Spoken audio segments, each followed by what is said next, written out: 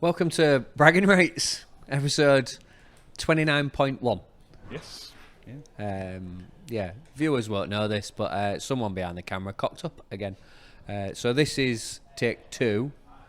So I'll ask you again. Hopefully of 2.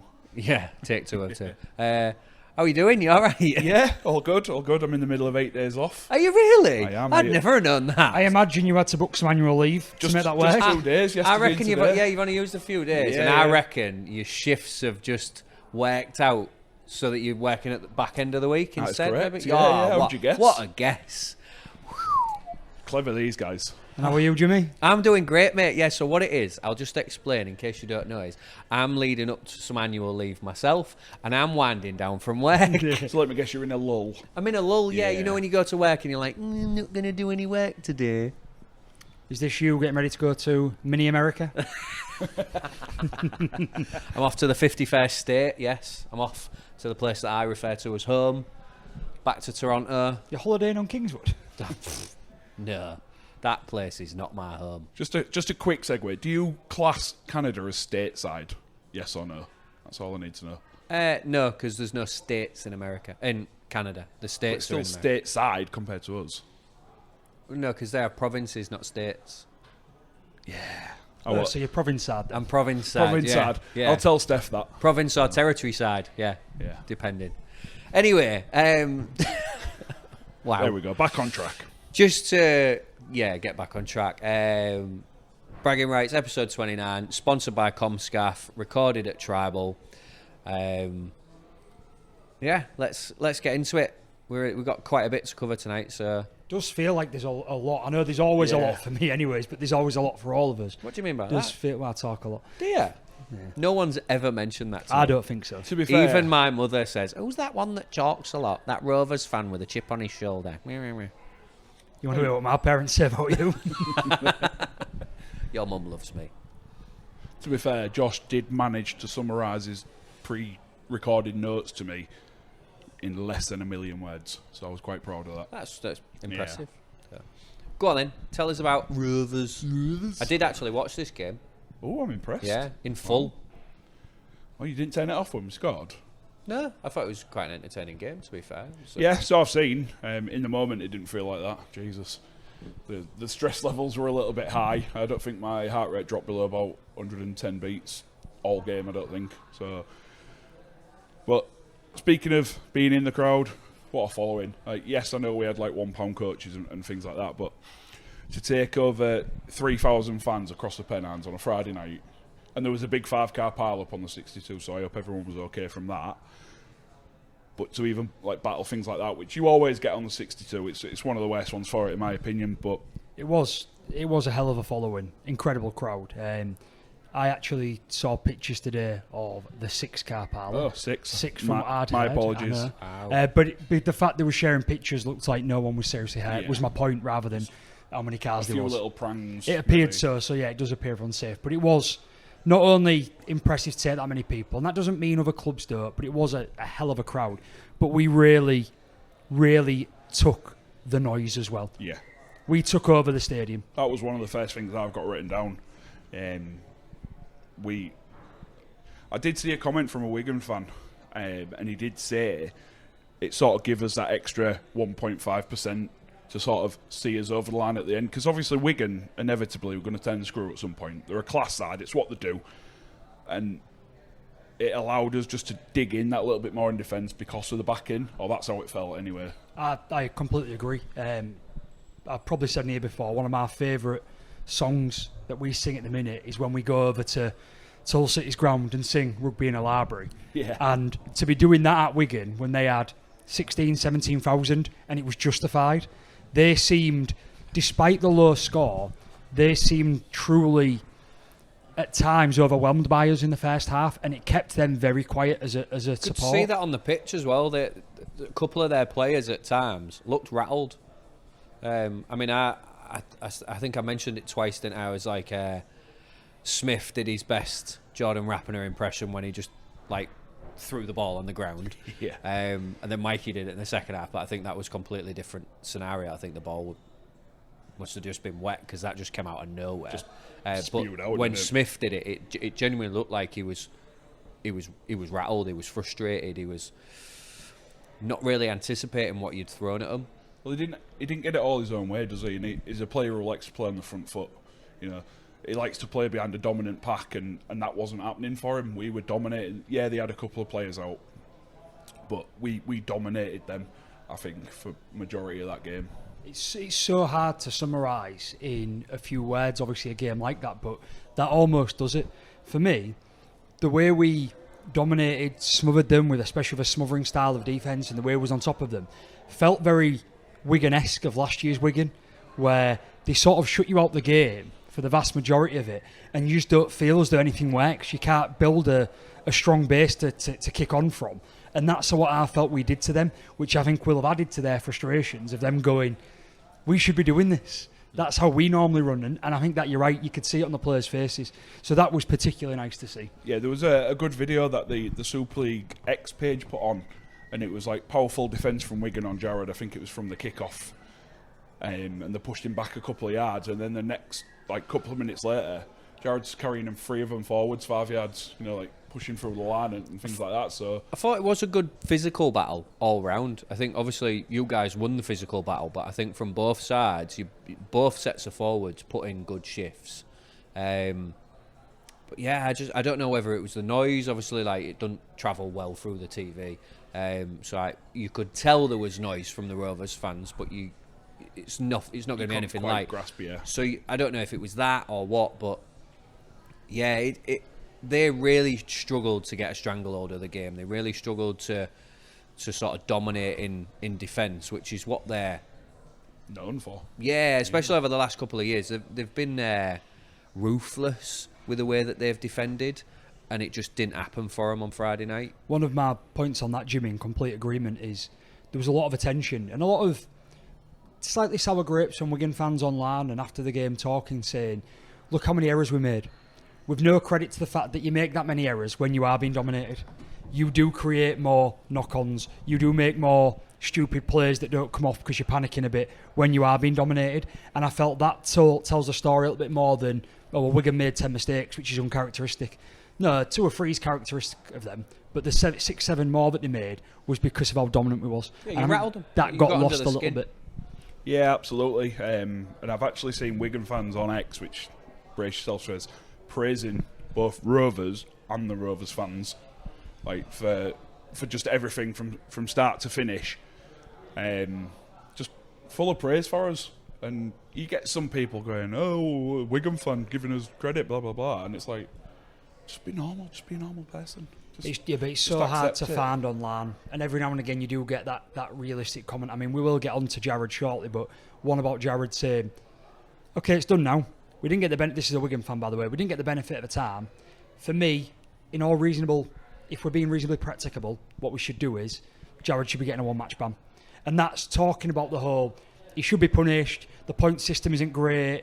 Blah blah blah. And all these things. And I thought, yeah, but it was in an absolute sea of rubbish comments. Yeah. So it does happen. Troll, don't you? Yeah, definitely. A lot of people go online for that, though, don't they? They go online because they can say whatever they want to say without consequence. How many people do you know that post shit online? And out of them people that you know that post that shit online, how many do you know that would say it to the faces of the fans that they're giving shit to? Yeah, there's not many. They wouldn't, would they? Yeah. So you're never going to find the good stuff online. No, of course not. And that's why people watch us. Yeah. Of course. Let's go on some main points. I'm real conscious, Craig. We've got 10 minutes, and I think we've got some big things to get through. Yeah, definitely. Very pleased that we only conceded 1 try. I know we just spoke about the defence, but really quickly. And that came from an error. Apart from that, Wigan didn't look like scoring, I don't think. There was any other point in that game where I thought, they're going to score here. 38 minutes in, 16 play the balls inside their 20 from us, 1 in our 20 from them. Wow, that's usually a stat I come out with, so you can have that one, because I didn't have that. But yeah, so let's get on to the Jared incident, because we've touched on it a little bit already. For me, penalty sufficient. You see players like Sam Lasoni running in like that every week. They want a penalty, was they? Did the ball get turned over? No, it wasn't a penalty, no. Yeah, there was no penalty. No. It was just to play the ball, I think. I think that they still got to play the ball. But the issue for me is the consistency. Because maybe not in the game because we're crying for that to just be penalty sufficient, but it's in the disciplinary for me. Like, I don't get it. I don't get how it works. It's what Jared did is wrong. Agreed, 100%. And he should be penalised. And I think, in all fairness, I think people screaming that he should have been red carded on the day are being a bit extremist. I think that's because Dupree last year got and red that's carded. why people are comparing to previous instance. For me, I could have accepted maybe a sin binning on the day. Thought it might have been harsh. It was accidental. Jared did apologise. Not that that changes the outcome, but Still he knew. duty of care, Duty of care to the exactly, player. yeah. There's a lot of circumstance. For me, it wouldn't have changed the outcome of the game. There were bigger things that went against us in that game. So you can say it evened up, or you can say there were some bad decisions. It has led to Jared getting enough points to lead to a 2-match ban. He hasn't been given a 2-match ban. He's beat the threshold. Rovers have announced today that they won't appeal it. That's fine. I'm struggling with rugby a bit in these terms. I'm not saying I want players to run in with an elbow raised at an opposing player, especially not a ball carrying arm. But I am struggling with decisions that are made after a game that aren't picked up, not even put on report. There has to be a duty of care to players, so they have to be able to review incidents. But if there wasn't John Wilkins shouting about it at the end and there wasn't an outcry online, would this get picked up? I'm unsure. Yeah. My second point is, there's some really interesting comments about Jared on this. There's some people like, I've seen some Leeds fans leading up to this week's game we've got saying, I'm actually a bit gutted he's got the ban because I don't think he's very good. And he's still a penalty machine and he hasn't really done out for Rovers. I'm here again for probably the 10th time doing this podcast this year to go and watch back games again and also to really try and understand what that guy does off the field because he's proven it. We are very close to winning a league leaders. We have won a Challenge Cup and all reports say that behind the scenes he drives the standards.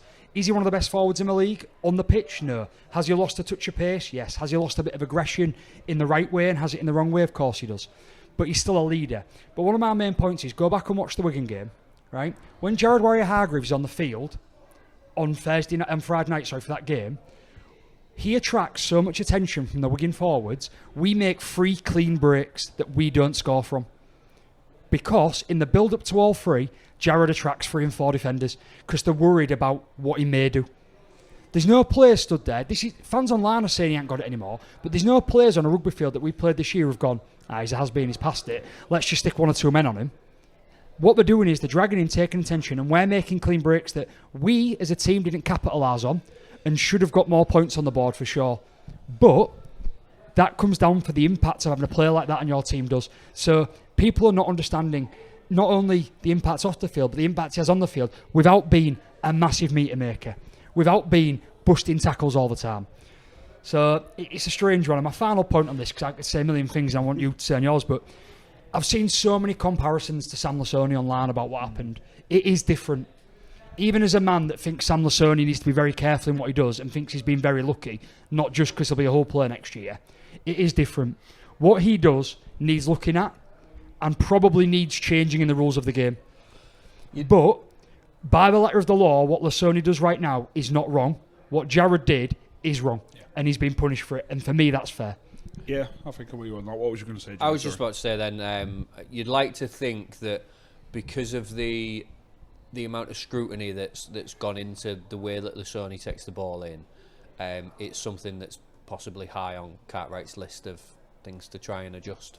It's like the Apape tackle technique, where he was sort of diving at the sort of lower legs. We saw it in the Challenge Cup final in 2023, where I think it was Minchella. He sort of dived and took his knee out. Luckily, Elliott wasn't injured, but there have been players that have been injured by that sort of... He did it twice against Saints last season in the same game, didn't he? He injured Wormsley and someone else, I can't remember who it was, but he injured 2 players in the same game with that tackle technique and got nothing for it. No points, no ban, nothing. Well, it has been snuffed out is what I'm saying. So things like that, yeah, they're in the here and now, but down the line, you won't see things like that, touch wood. So, but yeah, I think I agree. I do agree with the fact that he didn't lead with his arm as such. It was sort of more a secondary contact. But then that's where the duty of care didn't lead with comes his into elbow. it. Sorry, elbow. He definitely led with his arm. Well, yeah. It's not like he kicked him in the face or whatever. There's nothing wrong with leading I mean? in your arm. It's the fact that it's classed as striking because it came round to an elbow from a forearm and then made head contact. So it's gone down as striking. So it's actually accidental contact. Whether you agree that Jared can put it was going high or not. This is what I asked you in the chat though, because I'm trying to find the wording of it. Striking with hand, arm, elbow or shoulder. Now, arm, elbow or shoulder I get, but does that make, when it says hand, does that mean you can't hand someone off in the face anymore? Well, them rules apply to a defender, not to an attacker. So it's contact made, striking made by a defender, not by an attacker. So the rules are a little bit clouded.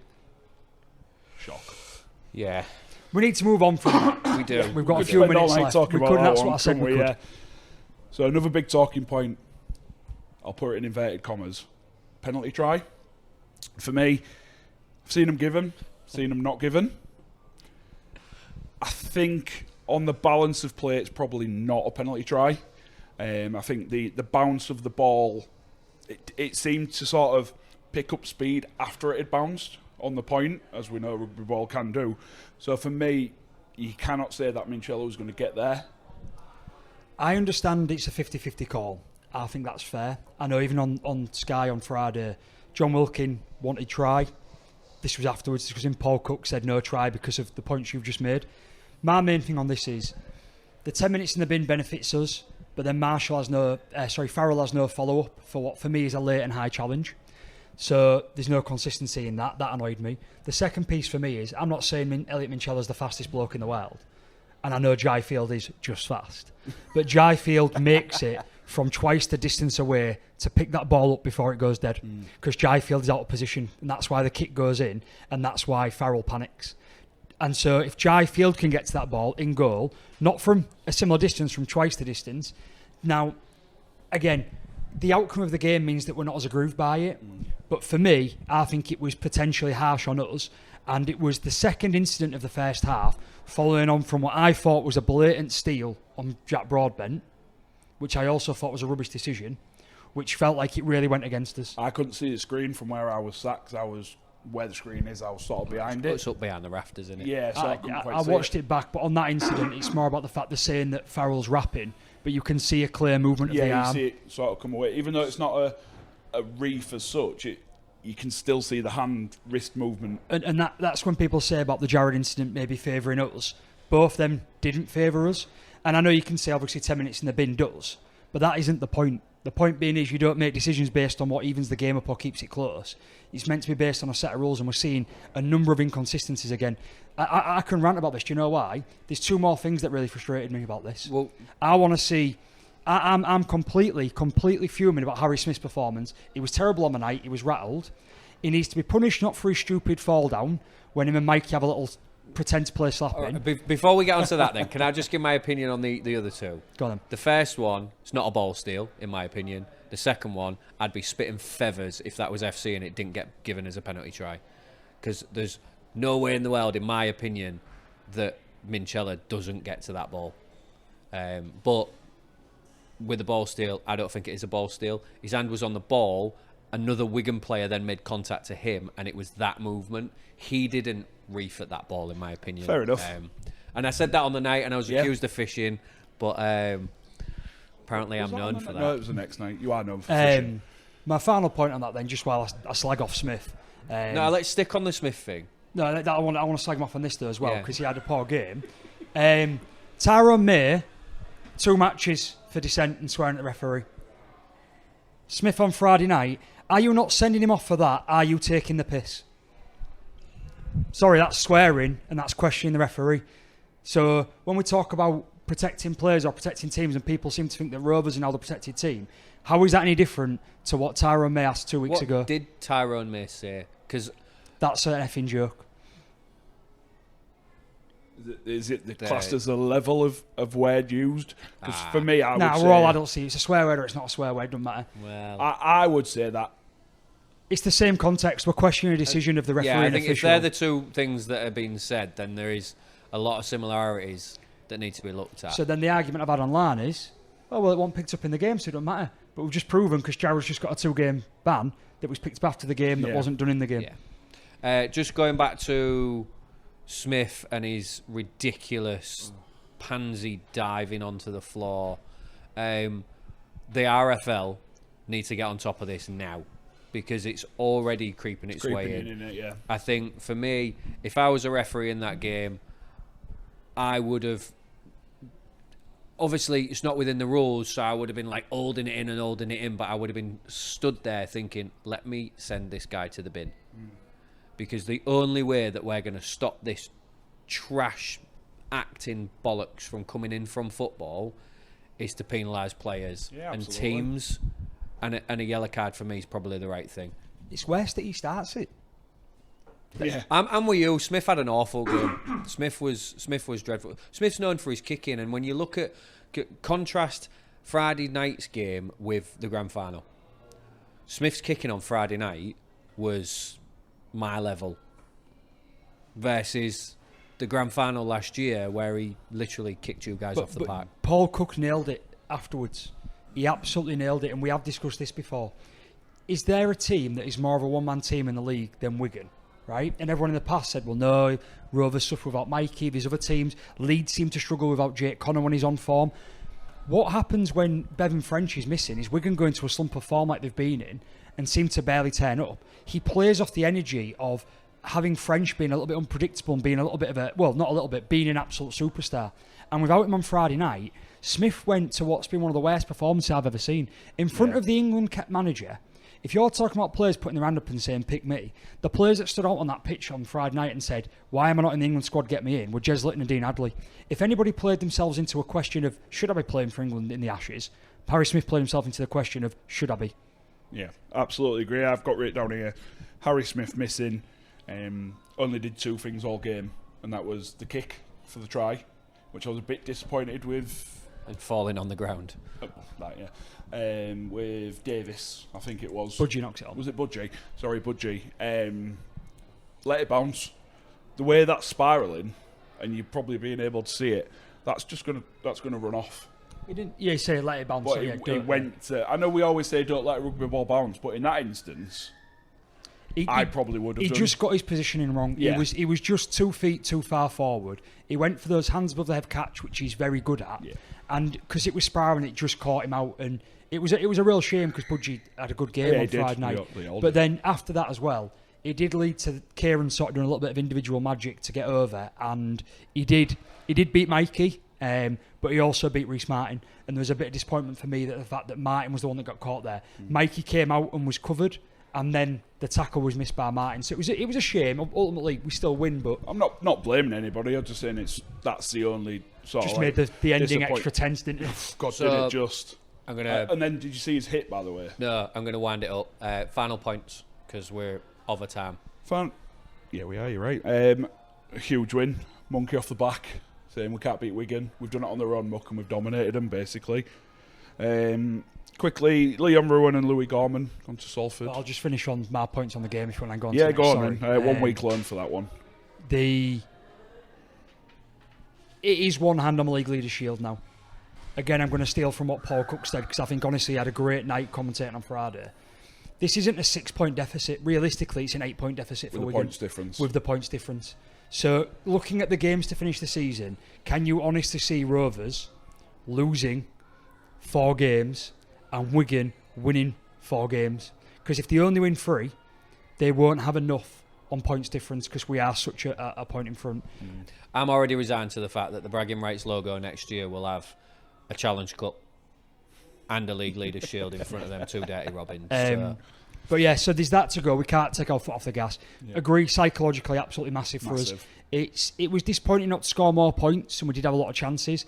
But, and this is something Dean sent to me earlier on, from his morning beers.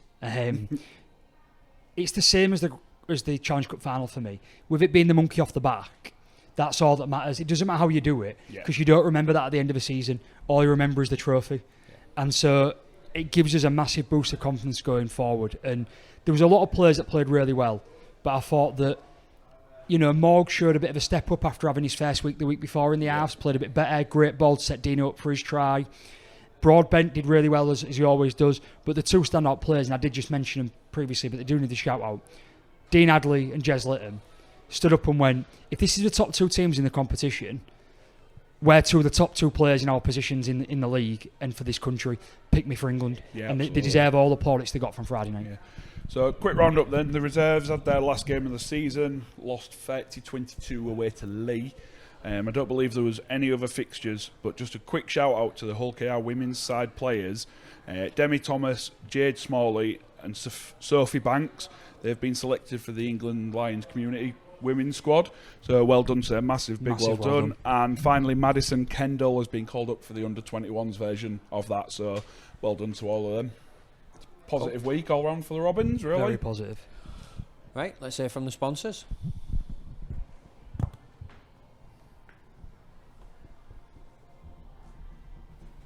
This week's episode is sponsored by Comscaff. Commercial Scaffolding, or Comscaff, are a Hull-based company formed over 30 years ago. They offer a safe and professional scaffolding service nationwide. For services and enquiries, you can go to comscaff.co.uk or call 01482 782 181. That white cable should be plugged into there. Yeah, there is. In there. Right, I think we're just about done, but Susan's Being Susan. been Susan. Yeah, all right, let's talk about FC then. I had to go on my own. Well, I had cousin Josh, but I did feel a little bit lost about Aldine. Yeah, it's like losing your right limb, innit? You've done everything together all FC-wise for... Best part of 20 odd years, yeah. Decades, yeah. I don't like it when, when one of us goes away, we both say the same thing. It's like, it's not going to be as fun. Shows you how confident he felt though, disappearing. Well, yeah, and do you know what?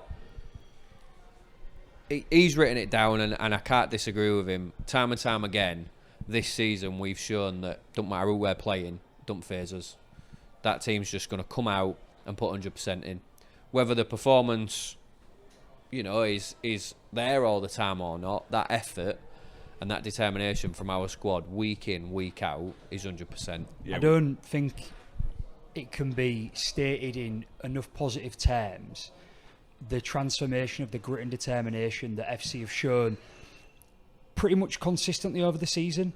You've had your ups and downs, and I've said about in the past you've been an inconsistent team, but when it comes to that determination, that grit, and as you say, against no matter where the opposing club is in the league, you do pretty much 99% seem to turn up, and a lot of players have that heart, and it is impressive, and it must be, regardless of how this season finishes for you, it must be pleasing to see that transformation. You can really probably move on and forget about last year as a very much done thing now. Yeah, last year's pretty much gone now from my head. Even when we have bad games, it's Chalk and cheese. Complete chalk and cheese, yeah. Got written here as well, huge win, and in some ways a bit of a statement win. The disappointment that comes off the back of that now is the injuries that have come from it.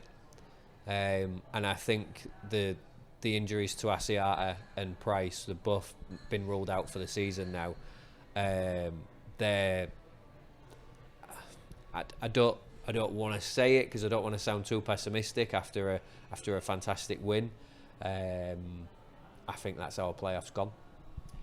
I don't think it is pessimistic, and I know it's coming from my red and white point of view, but when you looked at the fixtures that you've got to finish the season, you looked at Wakey's fixtures, trying to see how you could win enough games seemed like a tall ask, and trying to see how Wakey could do it seemed much more doable. They had a much easier run in. Yeah. But then you went and took a massive scalp over the weekend.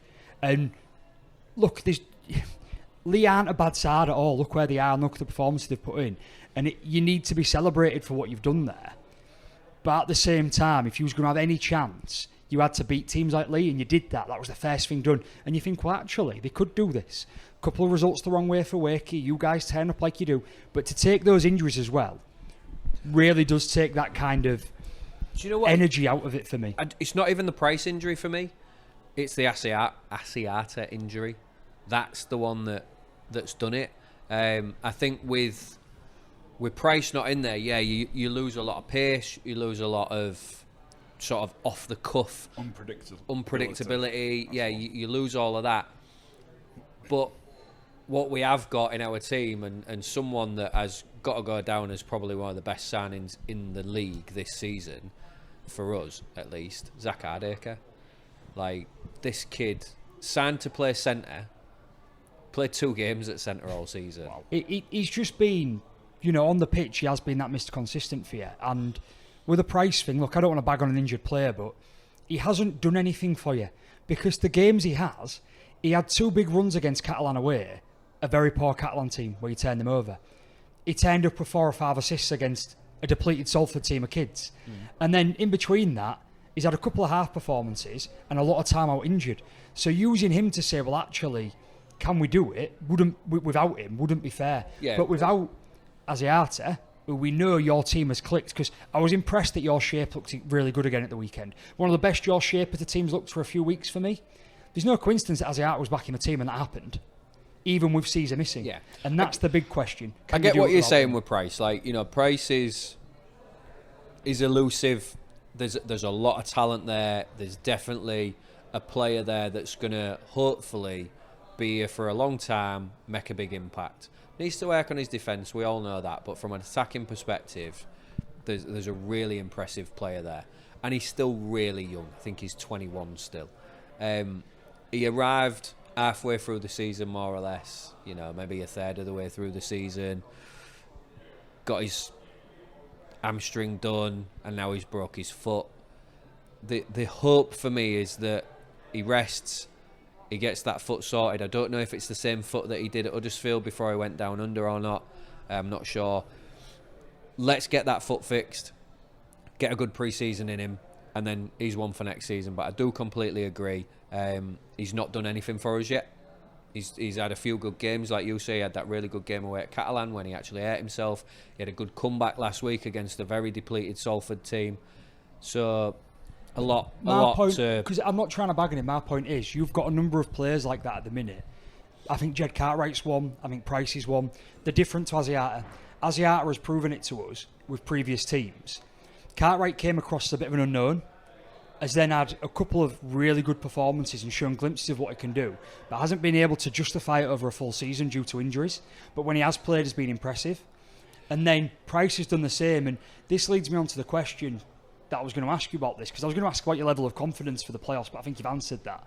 There's probably a little bit of salt in the wound there, that it probably feels really tough now.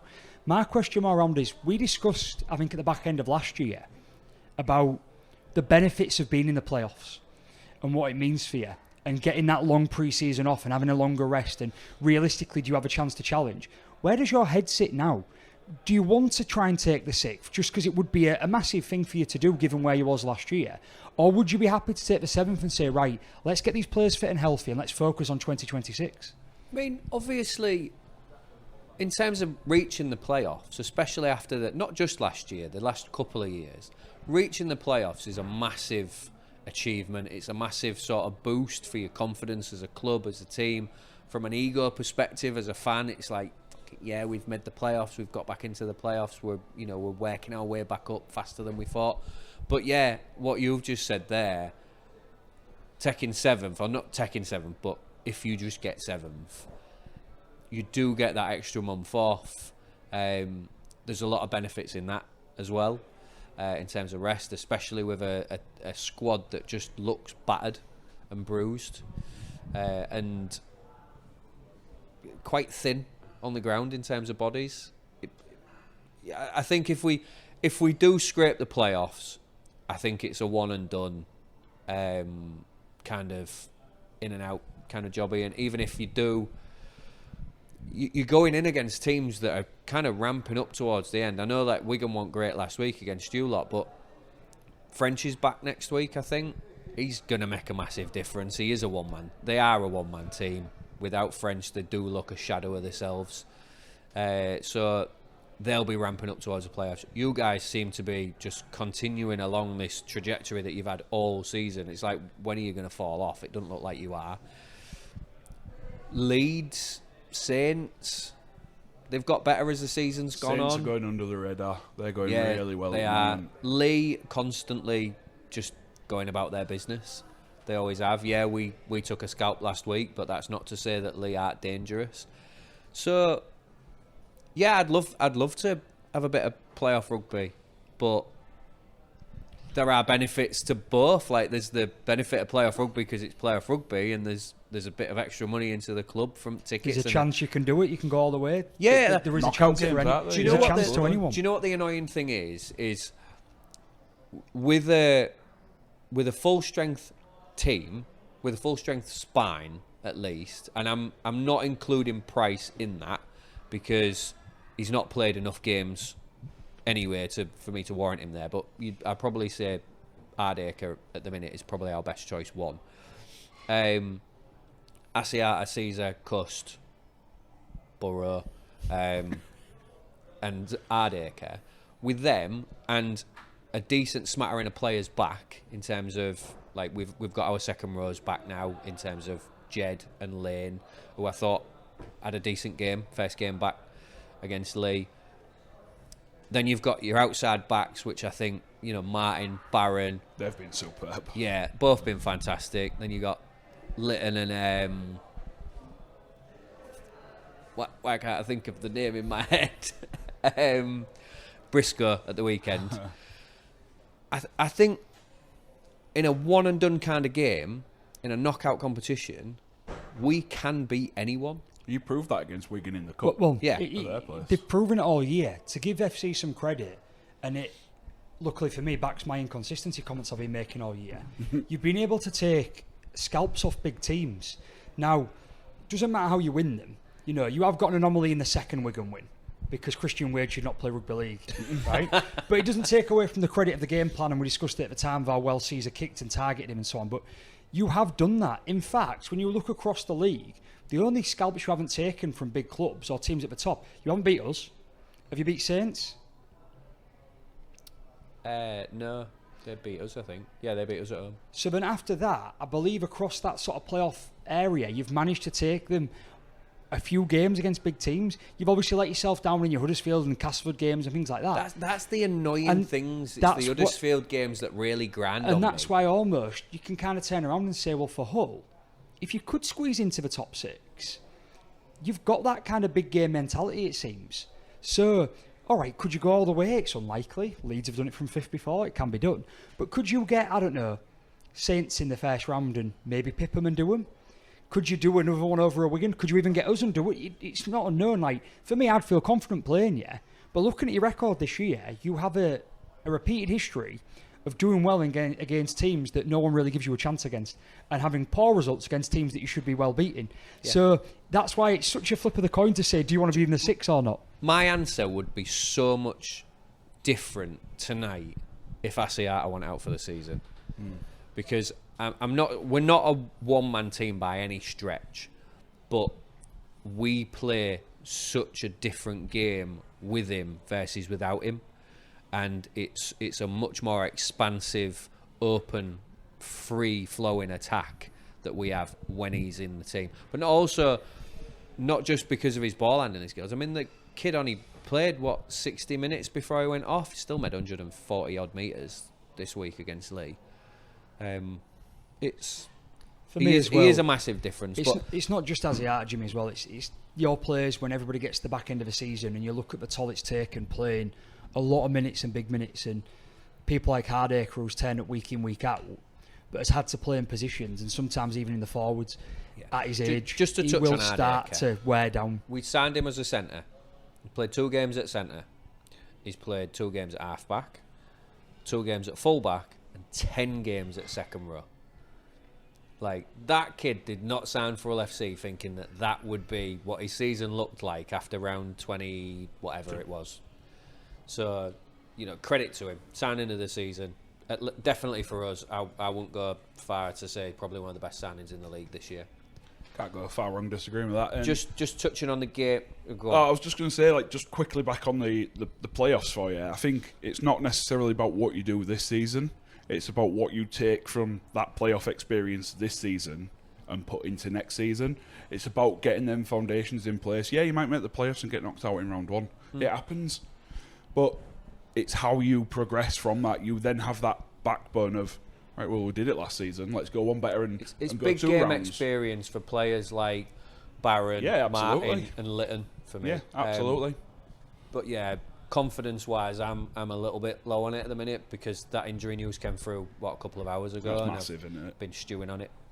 But yeah, in terms of the game, first half game plan, perfect. Apart from last play options, clearly missing Caesar. I think other than Barron's try, the last play options weren't that great. And even then, to be fair, I think we got lucky because I'm pretty certain that Barron jumped and threw that ball a little bit forward. But I'm not going to complain. Take it where you can. We will. We came out from first minute. Could have broken them down a few more times. Yeah, it was really good. At half time, I turned around to cousin Josh and Lano came as well. We were buzzing. I was like, this looks great. Dean's notes also said how good he felt at half time when he shared them earlier, and he was on that wavelength of this is going well. And I think he deserved to feel like that, in my opinion. Yeah, absolutely. It was I liked Lamb's comments afterwards. He had some things that were a little bit on the line, but he didn't turn around and bemoan referee decisions. He sort of bemoaned his own team's performance and some of the uncharacteristic mistakes they made, praised you guys in kind of how you went forward and what you did, and then particularly was unhappy with Martin's last try because he wants his players to show that effort and that commitment to get to a bouncing ball and get and score, which was credit to you guys. So just reading Dean's note, it says second half just needed to complete high again. Stats, I don't know how accurate they are because it is superleague.co.uk. Apparently we completed at 99%. I don't know how that's possible. It'd be like 97 or 100, wouldn't it? You'd have to have 100 sets to complete 99 of them. Yeah, so I'm not, like I say, but it's definitely high. I just don't know how high because Super League being Super League and all that. Asiata going off. Massive. It's 2 games against Leigh. Yeah. You know what I mean? Like it's like Beaumont's cursed him. Yeah. But it did affect us. We had to reshuffle. I thought we responded quite well. It looked like Watsy kind of slotted in there. I don't think him going off affected you too much. Yes, you had to move players around and things like that, but like you just said, the players slotted in. And for me, Liam Watts, you just mentioned him there, and I was going to mention him. That's one of the best games I've seen him play for a long time. It was getting his nose through the line. Years. The problem is now, though, he's filled his HIA. Oh, jeez. So he's not round for next week. So who's going to fill in at 13 next week? Yeah, Fash ain't back yet. He's someone that's played 13 for us before. Who I have no idea who's playing 13. We've definitely not got anyone playing 13 next week that's got the ball handling skills for us to play that expansive attacking rugby that we like to play when we've got Asiata. Type of hull next week. Yeah, well, I think we're just going to go back to the way it was when we first lost Asiata 13 weeks ago, whenever it was. But yeah, it's positive. Apart from the injury news. Apart from the injury news, yeah, this week it's been a real good feel factor. But the problem after the game, there's just been so many negatives to come after the fact with HIAs and injuries, and luckily, Cuss passed his HIA at least. So yeah. One person that we've properly just skipped over completely. Yeah. Kemp. Lloyd Kemp came on for his debut. 18-year-old, I think. Yeah, I think so. Yeah. And didn't look one bit out of place. Even with Lamb's kicking game, he just took everything in his stride. What position you come on at? Fullback. I can say because it was a big learning curve. I thought he had a good performance. If you want to be nitpicky, he got run over for one of their tries. You know, he almost moved out the way. He thought, I ain't being hit by that big man. But I mean, he came on and replaced Price, who would have done exactly the same thing. We've seen established players run out the way. Correct.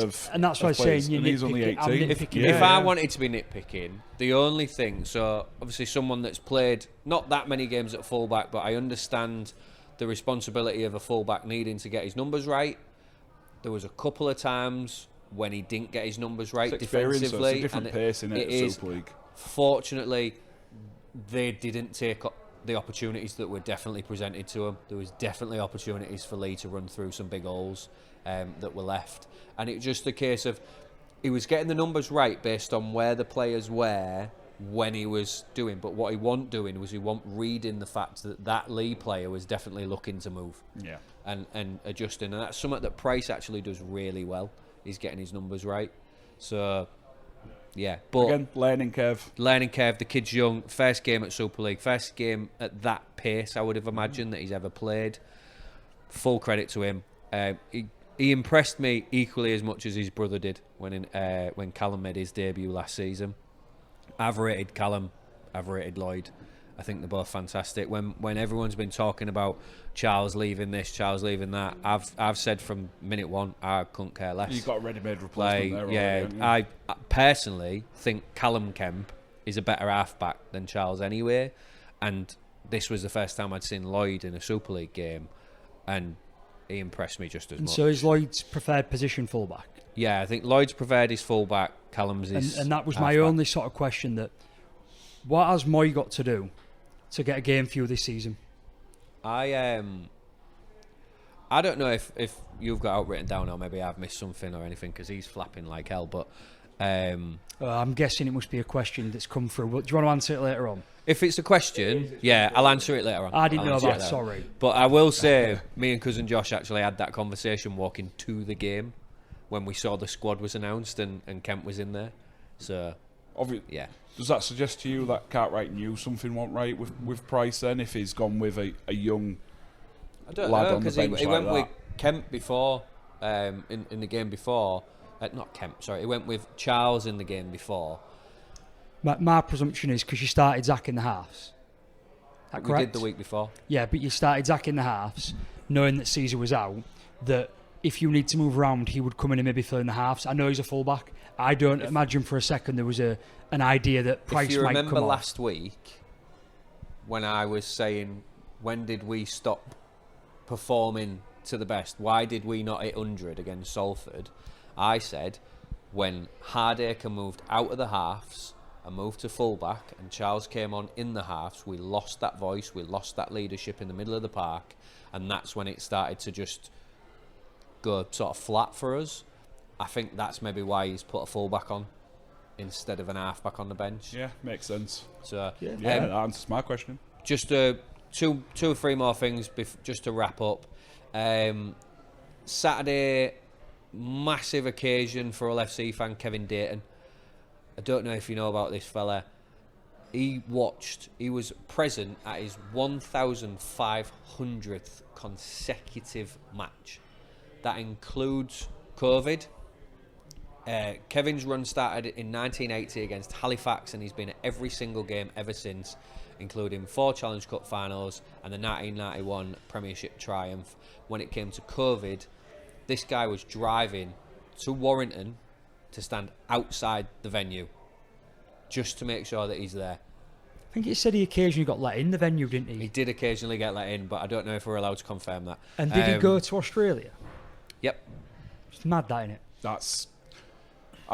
I've been going for, 20 odd years now, and I dread to think if I added up how much I've spent on Rovers over the years, and then that puts it into perspective, Yeah. I'd be nowhere near that. I'd love to be able to get someone to just tally up like how much they, because that don't include shirts and all that sort of stuff. And it's old school. You've got guys like that in 1,500 games, and you've got Dean running away the moment he's scared about playing a game against Leigh. It's just nuts, the old versus the new school, isn't it? Mate, I'm missing 2 games now. I'm missing Saints and Leeds. But I always saw that as a fan, as like part and parcel. Like, you're going to miss a couple of games every year for holidays and stuff. But this guy, he must be different level. Holidaying in South Africa or something every year, so he gets the winter sun. But yeah, on top of that, we've got Hull FC's wheelchair team lost out to London Roosters, 30 points to 26 on Sunday afternoon. The women's team defeated Bradford 20 points to 6 in their penultimate championship fixture on Sunday afternoon. And then Hull FC's reserves were defeated 40 points to 6 by a strong Wakefield Trinity side on Saturday afternoon in what was the Black and White's final reserve fixture of the season, with Elliot Middlemass scoring their one and only try. Jack Charles kicked the conversion.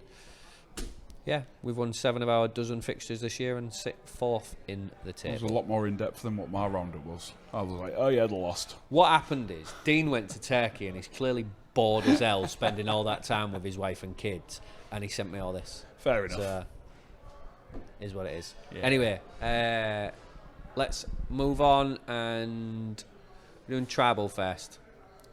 Let's talk about what's going on at Tribal. So, Thursday the 21st of August, that'll be the day that this is released. 8 p.m, it's away at Leeds, so if you can't make it, I don't know if you're doing any sort of coach travel or anything like that. No, not this week, I don't think. I've not seen anything. If you can't make it, get yourself to Tribal, it'll be on the big screen. Following day, Friday the 22nd, 8 p.m, Hull are away at St Helens. Again, if you can't make that, come to Tribal, watch it on the big screen. Don't forget, if you're a season pass holder, to bring your season pass wear. For any bills that have got food and drink on, you get 15%. So yeah, make sure you bring them. And then we have an extra little advert to put on, and that is with regards to rugbyleaguestore.co.uk. So the rugbystore.co.uk have become the only place in the UK where you can get hands on new era NRL caps. They've got caps for every NRL team in the team's colours and in blackout as well. So if, like Dean, you want a Dolphins hat and it's red and white, you can get a blackout one. Oh yeah, Josh has got one. Are we on screen now? Yeah, so Josh has got a Panthers blackout cap. I've obviously got my Wests hat on. Craig's got his Bunnies hat on. But yeah, head to the rugbystore.co.uk or visit them at Princess Quay in Hull to get yours now. They also have official NRL shirts, training wear, accessories, along with shirts for Super League teams, and a retro corner where you can pick up vintage NRL, LFC, OKR and other Super League shirts as well. I was in there the other day with Rachel, believe it or not, before they actually reached out to us. And yeah, the little vintage corner is really good. Because there's one Hull FC jersey from the last 15 years that I haven't got. It's the home jersey from 2017, I think. The one where it looked like a barcode. And they had one in, but it was like a child's, like 10 to 12 year olds or whatever. So at least you No, I want one that's at least going to be. I'm at least going to be able to wear at some point. So if they get one of them in, that's great. But also, on top of all that stuff, if you are an American sports fan, they do MLB, they do NBA, they do NFL. I don't know if they've got any MLS gear, but they've got all sorts of different sports. Formula One, you can get your McLaren hats if you're sensible, or your Red Bull caps if you're an idiot. Yeah. Can't dig at you. All that sort of gear. So give them a visit, go online, go to Prinny Key, see what you think. It's good, isn't it? Just to have somewhere. I think going back 15 years, there was 4 or 5 places you could get the gear, especially when we played rugby. There was one on Oldness Road, wasn't there? We'd live and die in rugby gear, and now... Wasn't that Radder's shop on Oldness Road? It was, yeah. Radder's had one before. There's been so many, and it seems to have died down. It's great to see a company back that's easily accessible, that's got a wide range that people can get on. So yeah, it's another good place for people to buy the gear. Yeah, and if you're watching, obviously if you're watching, you'll see what we've got on our edge. But just give us a comment. Just let us know who you support. Who's your NRL team? Let us know.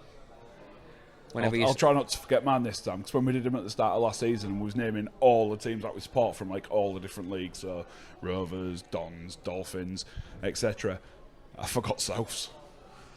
And Lauren pointed it out to me, she was like, "You're that embarrassed by Souths." Now would have been an apt time to do that with how poor, I mean, they've won the last 2, but how poor we've been this season. I say we. How poor they've been not a this Knights season. fan. Well, yeah, there is that. Or a Wests fan. If you are a fan, get some gear bought. Yeah, get some gear bought. Like us. News time from Josh. Are we taking them off? I was just taking mine off, yeah. I'm quite I'm warm. leaving mine on. It's quite It's really comfy. I've not adjusted the size since I took it out the air. Yeah, I don't think I've adjusted mine properly. So It's a bit. I'm going to get home and I'm just going to have a big line across my head. Mine's So perfect. I'm Must gonna- have set it to fat head size. Well, while Josh does the news, I'm going to reset my cap, put it back on. Okay, then some news. Only 4 points to run through today. Try and do the usual, get a couple of easy ones out, and then see what input we've got on the big ones. First of all, I would be remiss not to mention, even though we're only on the second night, with this being Tuesday of this week, of the Coldplay concerts happening at Craven Park. Just absolutely massive obviously for us as a club it's big, but it's massive for the city as well. Thus far, our one night in, it's been an absolutely resounding success. Seen a lot of Rovers players, staff, and family members of players and staff there last night, just because I think there was awarded some tickets for it being there as well, which is great to see. But it has appeared to have gone really, really well. It could attract more people in the future. It's not the first big artist we've had, but it's pretty big. It's the first massive artist. There's been some big people there, Like- but this is pretty special. Yeah. And in their prime. You've Yeah. had like Tom Jones, Elton John, people like that, but past Like their. they're still at the top of the game, Coldplay, Yeah. aren't they?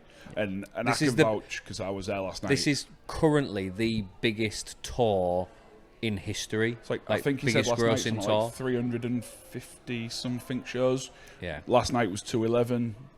Tonight is 212. And I know you work in Hull. You work just outside of Hull.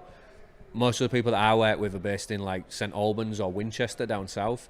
Someone turned around to me yesterday at work. They were like, "Fuck, a Coldplay doing it all?" That's Like, been the question, hasn't it? and then they was like, "And what's that dingy little place that they're playing at? Like, what is this all about? Is that like a League One football club or something?" And Second I'm like, home of rugby league, I heard. "No, I'm like, even as a team, like, even as a Rival. guy supporting the rival team, I was like, that's one of the, one of the best atmospheres you'll get in rugby league. Like that's it's a dump, but it's our a dump. It's a noisy dump. Put it that way." yeah, 25,000 people last night, be 25k again tonight. Massive success, but also from a selfish point of view, won't report on figures from what we've seen, but looks like a very, very profitable couple of days for us as well. We're talking 6 figures plus, maybe even the millions. Well, how for much what are the we'll make. pints? That's the main question. So- £7.20. What? £7.20. But yeah, absolute success. Right, moving on. What? Go on. I was going to say I was there. I can vouch for it. Last night was. Oh, that's why we didn't record yesterday, is it? That is absolutely why we didn't record. Wow. It was superb. What a show. He just knows how to do it. Just knows how to put on a show. Even if they're not your things are not necessarily my thing, the whole show's a spectacle, and then everything it's done for the club. It was just so well run from start to finish. They even had a sign language interpreter there who was signing the songs, which I thought was really cool. Anyone get caught cheating on the kiss cam? No, but there was some lass who jiggled the boobs. I saw that on BBC Unside's Yeah. Twitter. I think Coldplay. I know we're talking about rugby, but Coldplay is one of them bands where I'm not like a massive Coldplay fan, but I'd love to go see them live. To the point where we travel down to Gatwick on Friday night. I know it's a bit of a trek back up to Wembley, but we're going to try and get tickets late and go see them in Wembley on Friday. So They're one of them bands, it's not to take away from the music, but they put on shows, and so you can go and enjoy the show without being the biggest fan. So, but yeah, really good to have that in the city. Obviously, really good for us as a club, and the money as well is going to help going forward. Here's hopefully to much more, and well done to everyone involved, because apparently the logistics of it, which must have been a nightmare, is running smoothly to plan. So, Yeah. touch wood, we get the same again tonight. Everything when I was there was absolutely perfect. So Good. Next up, just a bit of a sad one really, regarding rugby league referees with an injury that's happened over the last week. So, young Cameron Worsley, a young lad from Castleford, he's only early 20s. He's been part of this academy of referees we've been trying to bring through in the last few years. He has done over 100 matches, championship level, but he did make his debut early this season. One of the Huddersfield games, could have been Huddersfield Catalan. Can't quite recall if I'm right on that. give him an easy one. To be in the middle they though. usually do that, don't they? But it's about getting more people in, getting more referees and trying to bring them up. So the guy is doing it part-time. He's a PE teacher as well. 25 years, so a little bit older, I got that wrong. But unfortunately suffered quite a serious injury over the weekend reffing a game. And with an injury I can very much relate to, with not just a torn ACL, but also with lateral injuries to the PCL, MCL as well.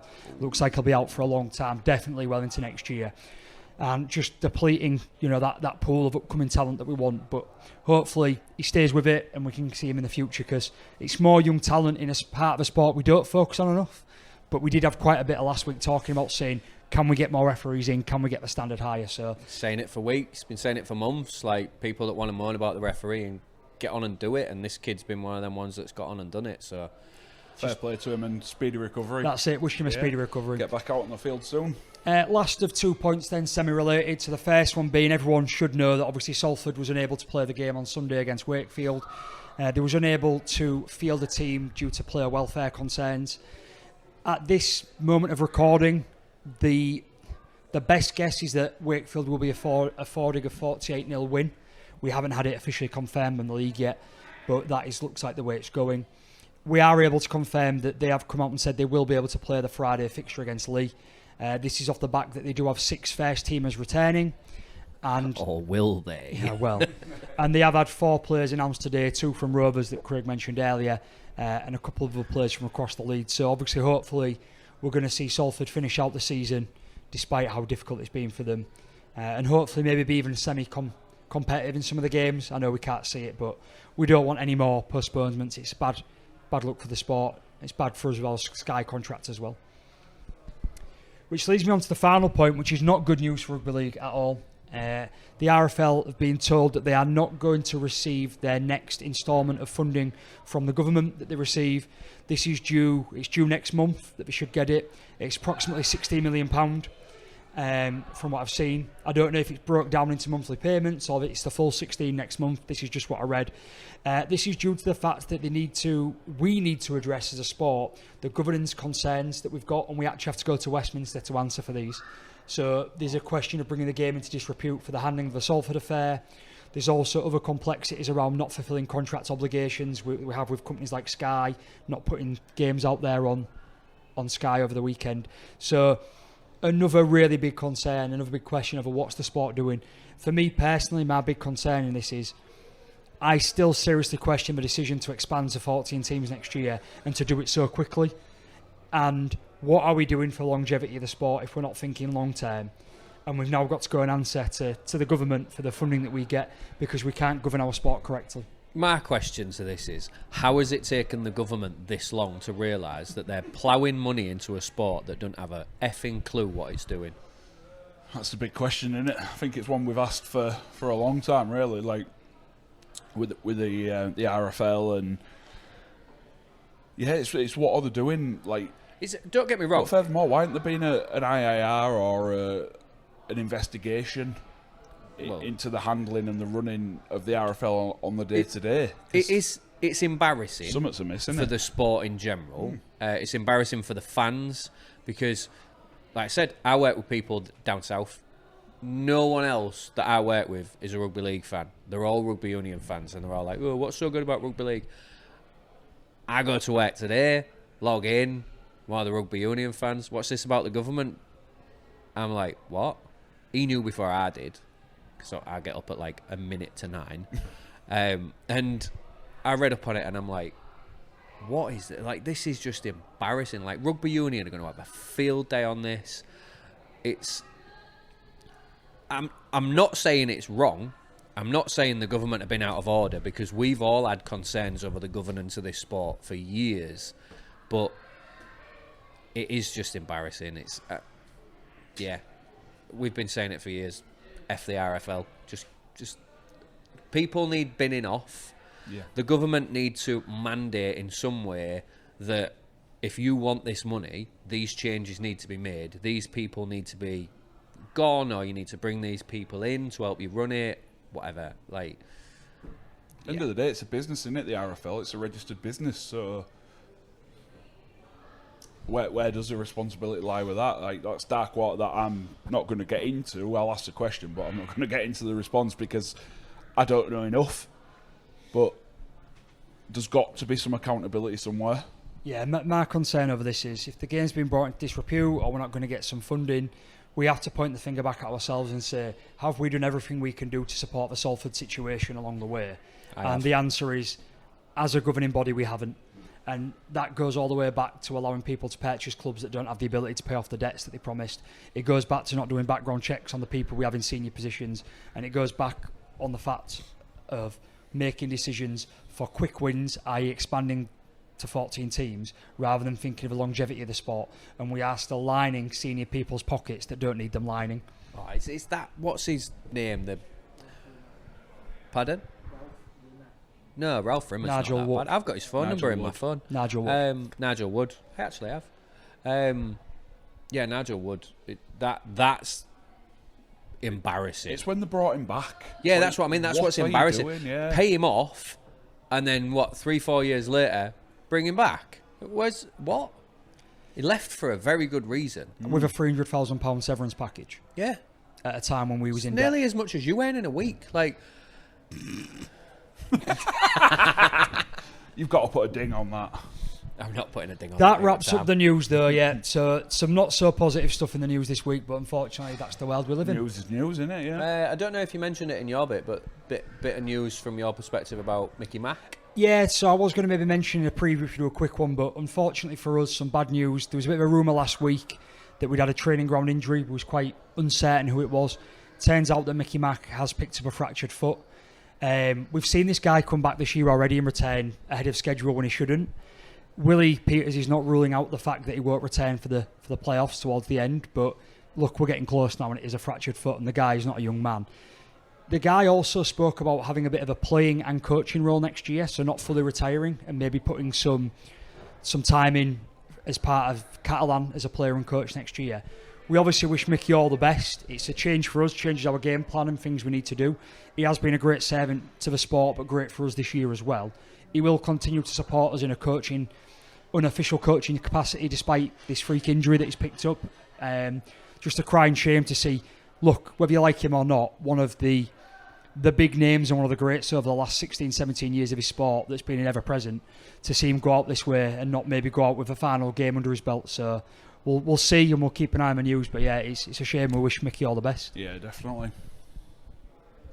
I ain't got out to add to it. He covered it all. I thought you were looking at me as if I should. No. I mean, I will wish him all the best. I agree with what Josh said, though. Definitely not one of the most liked players around. Like, I think the nail in his coffin for me, whether I'd like him as a player or not, was when he signed for you. Because I never liked him at Wigan. I didn't like him at Leigh. I didn't like him at Catalan. And then he signs for Rovers, and I'm like, this guy just wants me to hate him. Like, Look, you can be famous or you can be infamous, and it doesn't matter which one. You're still getting known. Regardless of all that, hate in a rugby sense for me towards a player is not actual hate. It's just like, I love to hate him as a pantomime villain. I don't want any player to get injured. Never. Don't matter who it is. So yeah, wish him the best. And hopefully see him pull his boots on next year for Catalan a few times.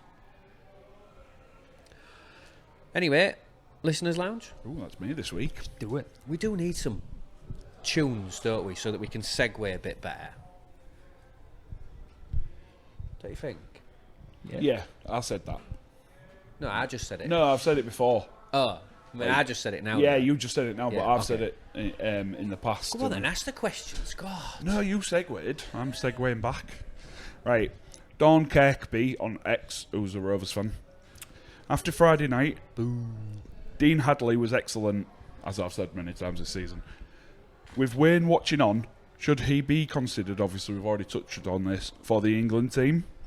And who would you play at 1, 6 and 7 for England? Well, the first one's easy. He should be considered. Absolutely. Without a shadow of a doubt. He should be considered. I don't think he'll make the squad. Straight up. Going on form and whatnot at the moment, who in the second rowers is better than Dean Hadley? Kai Pearce-Paul. Right, okay, there's one. You got 2 second rowers. I think overall, in terms of impact on a game, I'd rather have Ensemba in there. And this goes back to your problem of, if you go over the last 10 rounds of Super League, Ensemba shouldn't be discussed about being in England shirt. Agreed. Do you know who's But still, Dean Hadley should be. who's still going under the radar down under, though? Who's playing week in, week out? Bateman. Yeah. And I know everyone loves to hate him, but the guy's playing week in, week out down under for the Cowboys. that Yeah. goes somewhere. And But maybe not can't as remember a the name of the guy starting now. player. he'll be but in the squad. In the squad, yeah. He'll be in the squad, and whether he makes the bench or not, I don't know. But I think he'll be in the squad. The problem that we've got now is the amount of Aussie-born players Or deferring. who are now declaring allegiance to England. There was another centre last week who declared, wasn't there? I Yeah, can't think of his and name. there was a second rower that did as well. Who's the young lad that went over a couple of years ago? I think he plays for Bulldogs, maybe. Yeah. Kai Pearce-Paul. No, not Smithies. I know you. Smithies is a loose man, isn't he? Yeah. Anyways, we'll get back Yeah. to that. Let's So, go on yeah, to the 1, 6 and 1, 7 6 and part. 7. Who would you pick? Wow.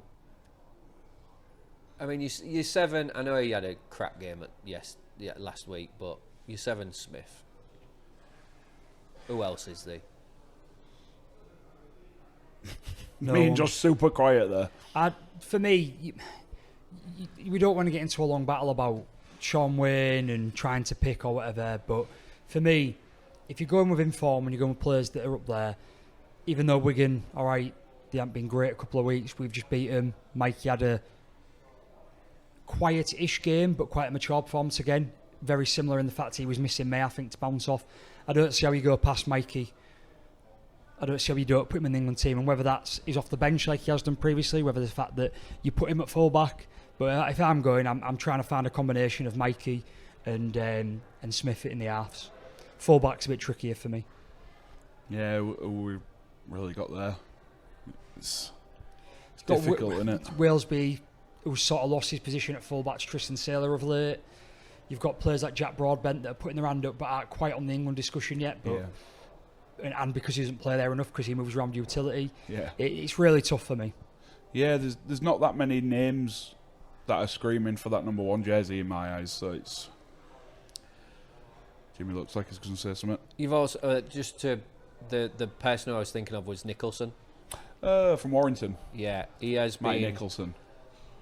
given a grade A rating out of. He is the second top after Herbie Farnworth rated Englishman in the NRL at the minute. He was very good at Warrington. I enjoyed watching him play.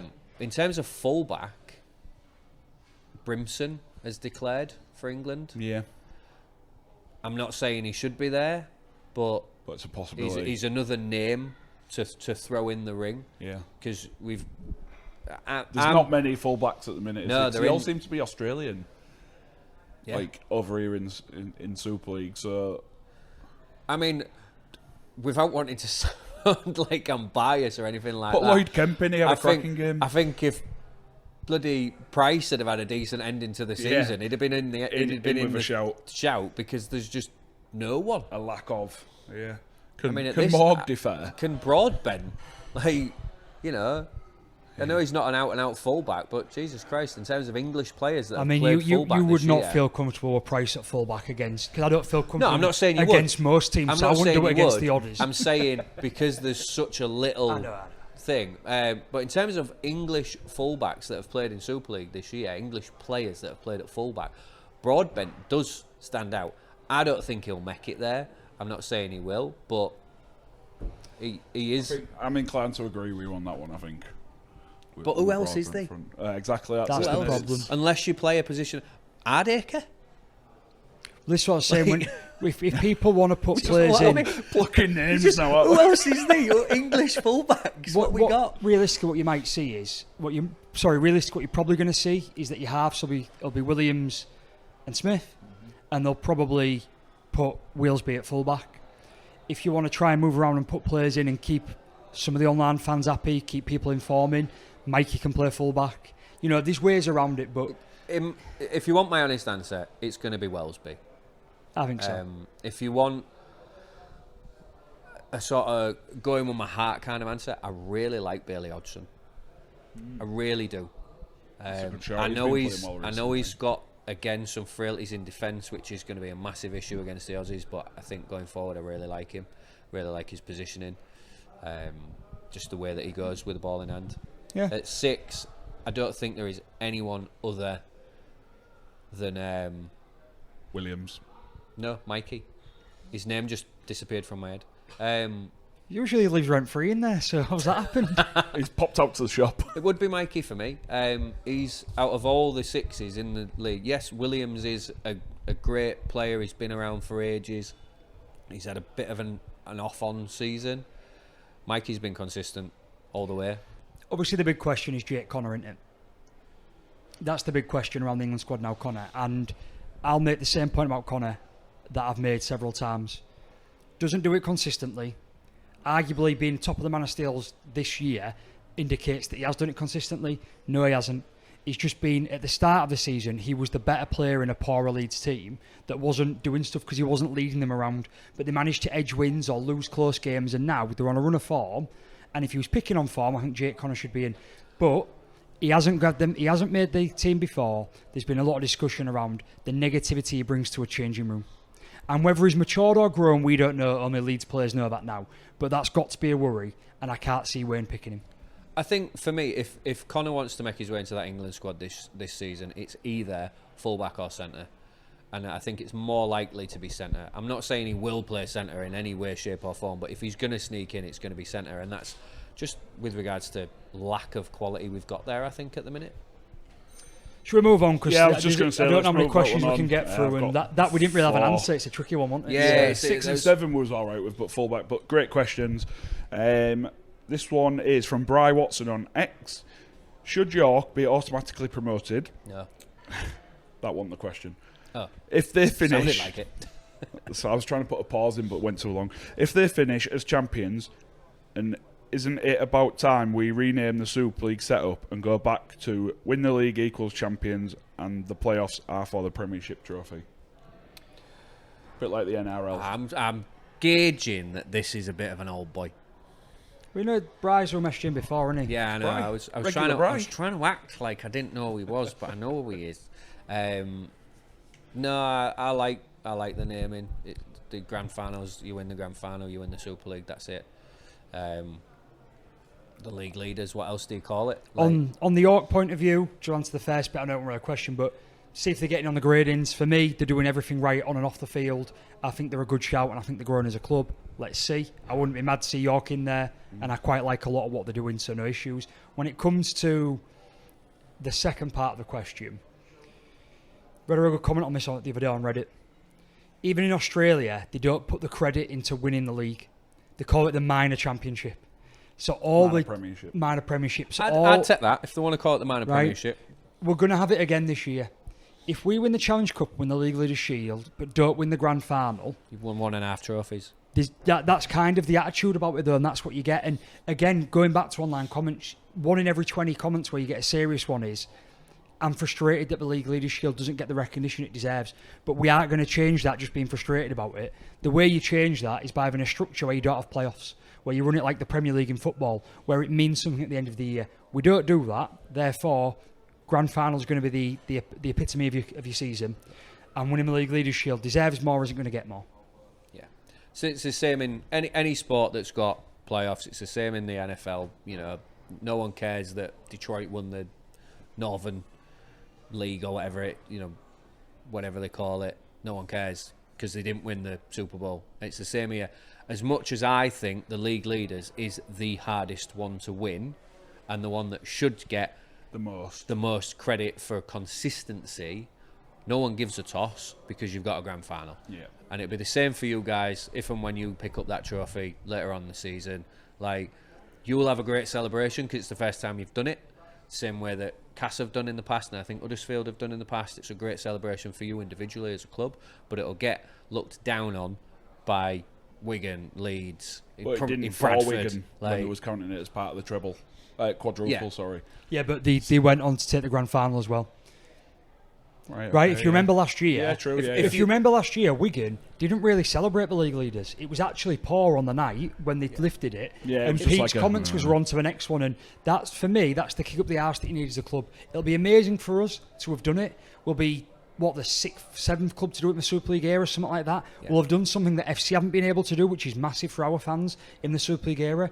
But it comes down to that grand final. Fight what you can fight, not what you can't. And we can't change an entire sort of sporting community's opinion on this because, unfortunately, the majority look at it this way. So for us, it should be the incentive to get over that hurdle and do the grand final. Yeah. For me, right, York question, no. There's a grading structure in place. I think we've spent enough time and effort on it. Use it. As much as I would like to say, yep, the winner comes up, fine. You would do it the historical way, fine. We're not doing it that way. That's not how it works. So no, I can't agree with that, whether I think it's right or wrong or not. No, I don't think we should be renaming anything, except maybe the league leaders call it the minor premiership. It's probably the only thing. The Rob Burrow minor premiership. Yeah, you know what? Yeah, Absolutely.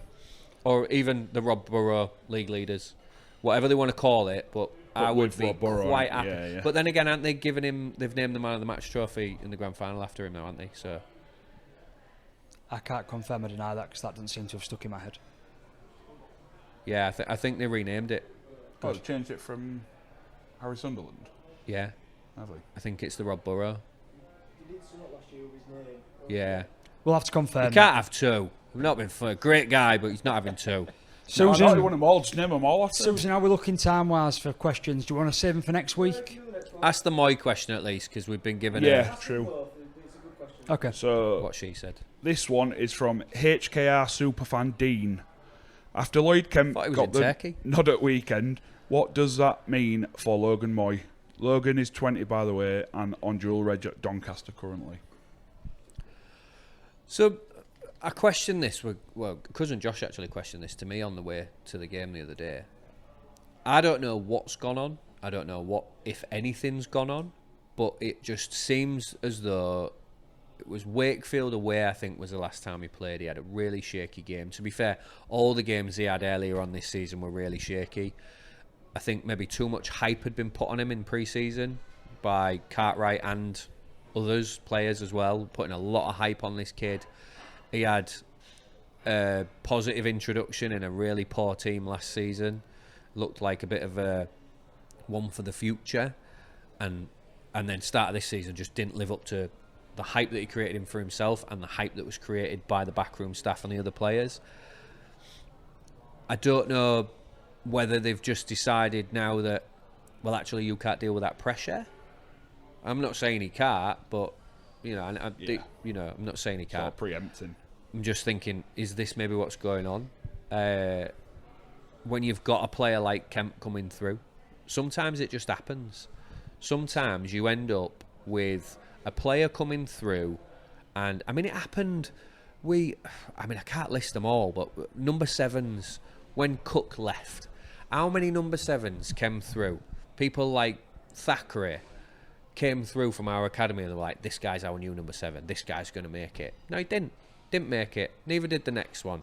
Tommy Leigh came through, didn't really, I mean, he did better than some, but didn't really kick on to be that top 7 that we were expecting.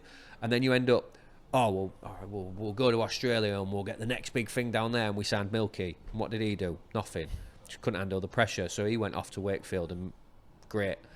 Do you know what I mean? It happens sometimes, and it's really unfortunate if it has happened, but I still think that Moy's got enough quality about him to make it in Super League. Whether he makes it at Hull FC or not, it's a different question. And we say it all the time. Hull's a big club. It is a big club. Maybe performances over the last couple of years haven't reflected that, but it is a massive club. The fans have massive expectations, as do the new owners. Massive expectations. They know where they want to go. I know Cartwright knows what he wants and where he wants to go. And if Moy just don't quite cut it, it's just really unfortunate. You're not wrong in these things happen. For me, I think what we're starting to see with your club at the moment is the negative output of last year, when I kept screaming for your players to protect the young players on that field and they wouldn't do it. And Moy now seems to get no game time. We can't get rid of the rumours that Charles is leaving. And Charles is leaving. It's not a rumour, it's official. It's not official. It's not officially confirmed, but he is leaving Hull FC. So these players that did get game time last year, that didn't get looked after, when players around them let them down and let the club down, now seem to not make it. Whereas some of the players that either shouldered the burden a little bit better, people like Martin, maybe because he's out on the wing could run away from trouble and didn't get as much danger, whereas the fullback and the halfback was getting hammered a lot more in the middle. It's easy to protect a winger. Of course it is. And I think you're starting to see that now. And these may be two of the casualties of the war you went through last year that we hope they make a success in the future elsewhere. But that will be the people that really the club let down and the players of your team last year let down. That's what I think we're seeing happen. I agree. And it's, a lot of that was down to circumstance. Like, who else was there last year? Maybe we couldn't, maybe should have found a way to try and protect them, but I can't remember looking back whether there was another player that could have slotted in at 7 and done a job for us. So, but then you're also, yeah. Look, we're not getting. It wasn't about not playing them. It was about the players around and protecting them. And last year you had players that wasn't fit to wear a Super League rugby shirt because they didn't put the effort in some weeks, and they didn't protect young players around them. This year, pretty much to a man, they have protected each other. They've played as a team most of the time, or vast majority of the time. It's unfair just to say most. That's what went wrong last year, and that's why players will sparkle and get better, like Barron and Martin continuing to pick up, and hopefully Kemp and so on continues to be very good for you. I think Litton got lucky last year being injured. Yeah. Like, as weird as that sounds to say, because he's come back into this team, an older, wiser player with a lot of old heads around him, especially people like Hardaker, who's just taking him under his wing, and he's thriving off of that. I think if he'd have played last season, he might have had a very different outlook and mentality. Possibly. And maybe that's the reason why Charles hasn't got the game time he thought he would. Maybe that's the reason why Moy's not playing. But who knows? That's just my theory on it all.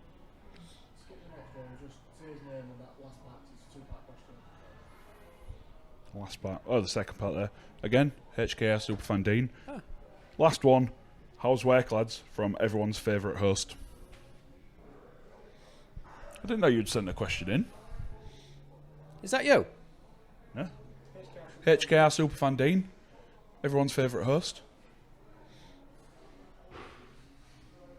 That joke's just gone right. He's not an OKR fan, is he? So Dean sent that in. Dean sent that in, and then. Honestly, that didn't click then. It's been a long day and this has been a long episode. I've been at work since 8 o'clock. Like, you can't play that on me. But we converted. I haven't been at work since last So Tuesday. that question's from Dean. Yes. This Dean, and that twat behind the cameras decided to write HKR Superfan because. Well, we converted you to Rovers at the start of the season. Now we're getting Dean at the end. Dean's the harder one. He's Before you know it, your mum will be coming to Rovers games. Should take her eyes out and throw them in your face. She can get one of them things that they have at the snooker. For reference, before anyone finds that weird, my mum's blind and can actually take her eyes out. I don't think you had to confirm that. But No, yeah. she has thrown them at me before, though. Right, we're doing a quick. How's work? Work was all right. I was, yeah. No, I haven't I'm been not. there for a week. I imagine you've had to take a couple of days off to do that, Craig. Right, we're doing quick previews. Really quick, yeah. 2-minute previews. We'll do us first then. KR versus... we're this first. is the wrong way around. Leeds versus Rovers. Win or lose? I can't split them. Draw. Hey. Yeah, draw. I'll sit on the fence. Draw. No. Rovers. It'd be tough backing up. Should have enough. They've got a forward crisis by all accounts. I'm not well in the know, but sister-in-law Beth, don't have a ring as cousin Josh, say that every week. She's a Leeds fan. Said there's got an issue in the forwards, a bit low on numbers. Oledsky's back, but is he match fit? So yeah, and then obviously we're missing Jared, missing Mickey Mack. In the interest of time, why don't you stick your prediction on the end of this? Because I ain't done it yet. I was hoping for an extra few. I've done the rest of them. I just haven't done those. We'll do predictions as normal. You wanted a couple of minutes. I agree with Craig's points. I think it's massive to back up. I think it's going to be a tough game. Turn around, go there on Thursday night. Anyway. They're in a good run of form. One benefit we've got is, look, the pressure isn't on us as much. Obviously, it'd be great to win. The pressure's on teams around us now, particularly on Wigan, which is beneficial for us. Interesting sort of fact from last week's game that we only used 16 men. Yeah, Leyland didn't come So on Leyland never came on, which is an exact parallel to how Wigan beat us this time last year when they only used 16 men. So just a weird one, which pretty much won them the league leaders. And this seems to give us a very good chance. So I think it'll be tough. I think we'll wrap it up this week if we win and they lose. It seems that way, doesn't it? I think that's right. Wrapped so, up anyway, innit? Let's let's see what happens. We're not going to panic if it doesn't go to plan. as long as it's not anything stupid. It's a different game to when we played them last time, where we lost Mikey early on. People forget that we're still adjusting our team from the injuries we have and things like that. You know, we have been playing Batcher out with that centre for a while now, shuffling around, Broadbent moving in different positions. There's a lot we can do, and I'm hoping that backing up on the rich vein of form that Jez showed last week is definitely what a lot of pundits called the best performance of the round across all teams. Can't argue with that. Right. It was standout. We now can get him in to do as usual and playing really well and in form, but then we can bring Leyland on as well. So let's see. I'm not confident, but I'm also not overly nervous about it. Okay. So for us, I'm going to contradict what I said earlier about us, about being nervous about it's an away game, and automatically I feel more confident. So no, I do have a bit of confidence. We've got Caesar back, who will make a massive difference. Like I said earlier, our last play options went great at the weekend. There was probably only the one that went right for us. He will make a difference with that. His kicking, albeit not the best in the league, is still better than probably any other player that we've got. It gives us an option then to move Ardacre back to fullback, because obviously we need that space filling. I'm not going to get on board of this, let's drag Kemp into it and play him long term. Just let him have these tasters, protect him. Maybe keep him on the bench, I don't know. Whether I think we'll win or not is a different question. I think we'll run them close, but I think they'll probably pip it, because we've had so much disruption. It was losing Knight was big, but then bringing Watts back in and Watts actually stepping up filled that gap a bit. Now we've lost Watts for at least the next game. It's kind of like, well, who is filling that gap now? Who's filling that space in the forward pack? There's the benefit of us at least being up to strength in our second row. Jed just keeps getting better and better. Lane came back in and didn't really look out of place. I know you mentioned Jed earlier on, Josh. I genuinely think with fitness, consistent run of games, and I'm not just talking about 4 or 5 games and then picking up another injury. I'm on about, like, let's see if we can get 10 games out of this guy. I honestly think he will. I'm going to try and temper my words properly, but he'll be a standout for us in our pack if he gets a run of games and he can maintain fitness. He just defensively smashes anyone that runs at him, and going forward, he does look. He looks very strong, but he also looks like he's just going to get the ball away somehow. He's going to. I know from watching him, he's probably going to keep hold of the ball, but when he's running, I'm like, is he going to get that? Is he going to offload that? Do you know what I mean? He's got that style about him where you think, shit, this guy's deadly, or could be. So, and since he's been back, scored a few tries as well. So, yeah. Still, overall, quite worried for next week, this week, but we'll see. I'll be watching that on the box. On the box. So, in that there down south at that there airport, yeah. Anyway, time to shine. Your time to shine. It is, yeah. Starting off Thursday night over at Headingley, as we've just discussed, Leeds against Rovers. As we've just discussed again, won't go too much into it. It'll be tight, tough, tense. I've got Rovers by 7. With it being an away game, it reminded me. I had a couple of people shout out while I was at Wigan on Friday night. There was a guy in the service station, but there was also a guy from your bus. Oh, really? Yeah, covered in tattoos, a couple of arms full of barrow. Ginger-haired lad, I think. Might have been called Aaron, something like that. But I forgot his name and I felt bad about it. And I just remembered when I saw it was an away game. But it was nice for people to shout out and speak to us again. He was stood near me. He's in all the pictures. I'll show him afterwards. But yeah, shout out, I forgot your name. I know, I feel real bad now. He knows who he is. He knows who he is. He's on the background of all the pictures. You remembered him, sort of. To be fair, you just reminded me. I had a couple to shout out.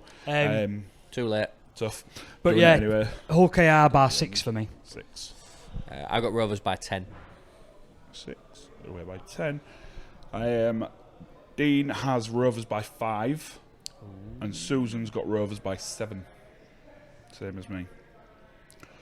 Moving on over to the Leigh Sports Village. Leigh Salford, if it goes ahead. Comfortable win for Leigh, 64. I've got Leigh by 42. Jesus. And I know what you're doing. You're playing for the fixture no, I cancellation, generally aren't are. If it happens again, fine, I might get the bonus point, but I wouldn't anyways, 'cause it's 48 it's and this 6, is by, innit? that'd be Yeah, by yeah. 6.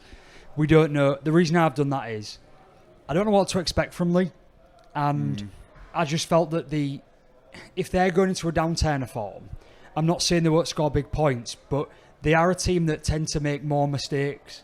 And you can see them making 4 or 5 knock-ons along the way, not quite doing things right. I still don't think Salford will score just because they've got a few players back and they've got some loanees and they're going to challenge. I just think they might be a bit more competitive where they will get blown out, but you might be looking at more of like a 50-0. So I've gone 42, that's why. Fair. I've gone 48. Now, I've normally gone 40, and that's because someone sold me some dud information saying that it would be 40-0. Wasn't me. No, I'm not saying it was you. He was looking at me. So I was looking I thought at it you, was my yeah, fault. I'm not saying it was you. But apparently it's 48. It is 48 at Super League level. Which is weird because in the past, during COVID, they were awarded as 28-0 wins. So, Yeah, weird. yeah, who knows? But I've gone 48. But I don't think it matters anyway because looking at the results from this week, the Salford-Wakefield game is blank. Yeah, they haven't decided the outcome of that yet. Oh, They all need right. to wait for the Fair RFL enough. to confirm what's going to happen. Okay, fair enough. Believe it or not. Who'd have thought? Yeah. You'd thought there'd already been protocol in place to discuss this sort of thing. It's because the RFL operational rules state 48-0 win. The Super League operational rules state 28-0 win. Right. Which one do you use? Go figure. Yeah. Anyways, Dean has Leigh by 75, Wowza. and Susan has them by 72. So a couple of big scores in there, and then a couple of blowouts, but not completely blown out of the water, shall we say. Over to St Helens then, your mob travelling over there. Totally Wicked Stadium. Obviously, we've discussed the Hull FC injuries and how different they look without Asiata. Price will be a big miss as well. It's putting more pressure on the established heads for me. Saints, as I said, they're going very quietly under the radar at the moment. Since people were calling for Welland's head, there's sort of been a turnaround in form and started moving forward. I've gone for St Helens by 16. Yeah, I still think Saints will win, especially being at home. They have obviously come into a bit of a good run of form, but it's just like Hull to step up against a team that are doing well rather than a team that aren't, and therefore I've got Saints by 12. Yeah, like I said, as much as I'm going to sound like I've flip-flopped on this podcast more than Kia bloody Starmer. I've still gone Saints by 6. I'm just trying to... My head's saying, this is a way we can win this. But, well, sorry, my heart's saying, this is a way we Your can win head's this. being But my head's realistic. been a bit more realistic. There's just so much disruption to the squad. Yeah, Yeah. Saints by 6. Dean has St Helens by 8, and Susan's got them by 7. So we'll have to see how that one unfolds. Over in the south of France, Catalan Stade Gilbert Brutus. Catalans versus Castleford. Two very poor teams at the moment. But I think in the south of France, can't see anything other than a Catalan win in this one. Catalan by 10. Catalan by 14. Catalan by 20. Dean's got... Can't read my own writing because I ain't got my glasses on. I think that says 15. Catalan by 15, and Susan's got Catalan by 9. Penultimate fixture of the round over at the John Smiths, as I'm going to call it. Don't know if that's still its name or not, but Huddersfield versus Warrington. Again, two poor teams. It's weird to say that because over the past few years you won't class Warrington as a poor side, but going off this season, they have been even by their standards. So I've still got... It's called the Acu Stadium. No, it's not. It's like I won't call Castleford the One Ball Stadium either. Well, yeah, if you want to be right. A little bit of Weldon Road / the Jungle. So, Come on, hurry up. you threw me off. I've got Warrington by 14. Warrington by 6. Warrington by 14. Dean has Warrington by 11 and Susan has them by 16. Final fixture of the round, Wigan Wakefield over at the Brick. JJB. Yeah, DW, JJB, whatever you want to call it. I need to make up some points. I think this is the one where I've been swayed to do it the most. You're going Wakey? I've gone Wakefield by 5. Mate, this might put the nail in your I'm coffin. 2.5 points behind. I've got to do something. You have. So Wakey by 8. Wigan also have to back up after a tough game against us where the forward smashed each there's other. me putting a big spiel into it. And you just I go, don't I've know got if Wigan French to is win. back or not, and Wakey just got a week off. Fair. I've still gone Wigan by 10. Fair enough. I've got 2 points in the bag. Dean's also gone Wigan by 10 and Susan's gone Wigan by 8. And that wraps up the predictions for this week. So we shall... We are tight going into the final. 2.5 points, that can swap. you Yeah, know. Dean's leading with 113. Josh and Susan 112. I'm on 111.5, and then you're on 107. Oh, so I'm 4.5 behind. Yeah, I got bonus point for getting Oh, every you got your fixture Grand right. Slam, didn't you? Oh, Yeah. shit. So I'm already in the mud, so I might as well have some fun like Josh You did a need couple of weeks to ago. have some fun and try and get this back. Look, it can still flip. You can.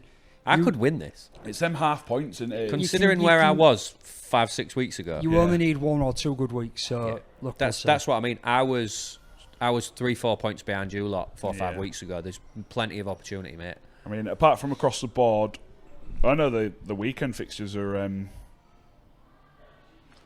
the last 2 fixtures of the weekend are split. Me and you have both gone different. No, I've gone what? Warrington? Got Warrington by 14. Yeah, you have. Right. My pen didn't write Anyway. properly. Can we please wrap up? Yeah, I need a wee.